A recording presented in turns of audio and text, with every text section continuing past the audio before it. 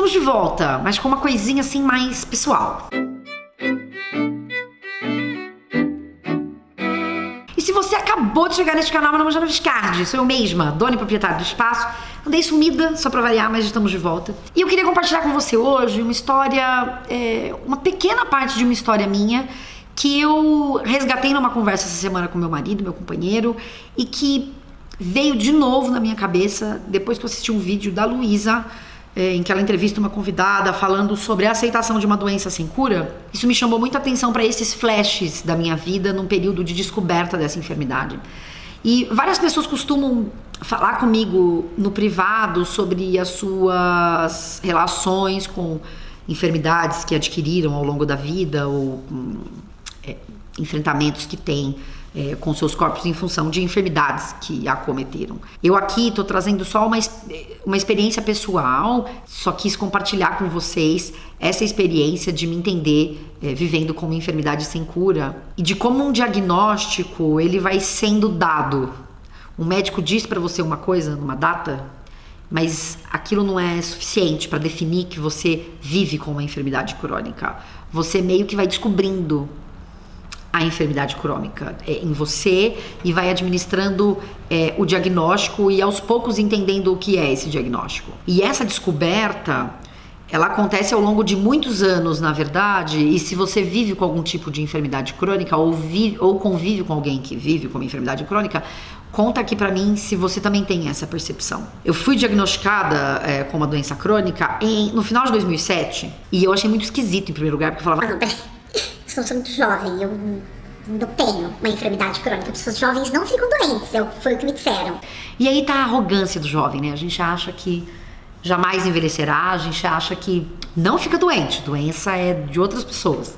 E é louco que isso vai aparecendo também nos discursos, né? A gente vai dizendo, não, imagina, mas você é tão nova já com, sei lá, tal coisa. E na verdade sim, enfermidades crônicas também afetam pessoas jovens, não só pessoas velhas, mais velhas, que seja.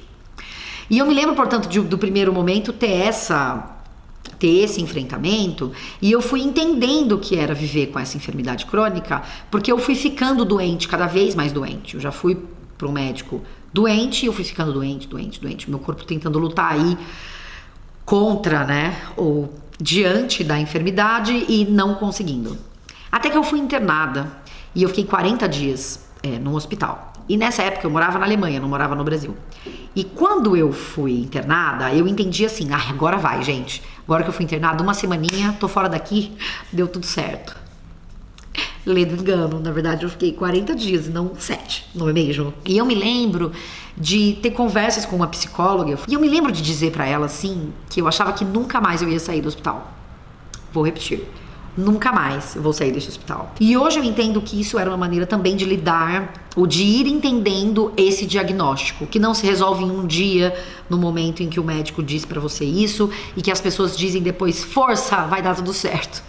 É algo que você vai construindo mesmo ao longo da sua experiência com a enfermidade. E naquele momento eu vivi uma fase de tantas dores diárias, intensas, profundas e delicadíssimas, que eu tinha a impressão de que eu não podia sair do hospital. Eu achava que o único caminho era ficar lá dentro. Eu tinha essa percepção de que eu deveria... de que só dentro do hospital eu estava segura, porque os médicos ali me atendiam o tempo todo, as enfermeiras faziam um trabalho excepcional de me acompanhar nos momentos de dor mais intensa e tal.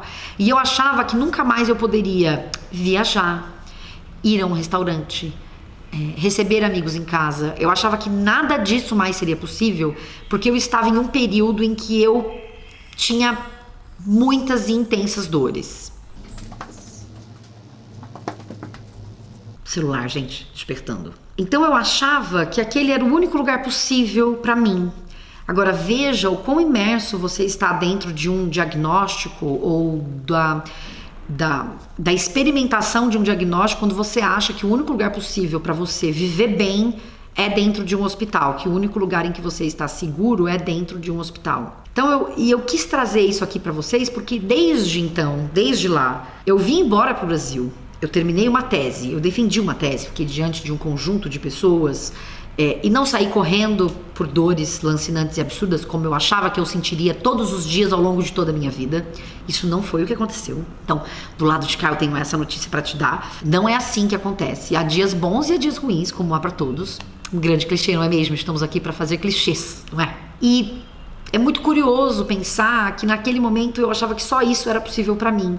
Eu morei 40 dias na China, e aqui eu tô falando de grandes episódios da vida, porque eu tinha muito medo de me imaginar viajando, eu tinha muito medo de me imaginar fazendo qualquer coisa fora do hospital.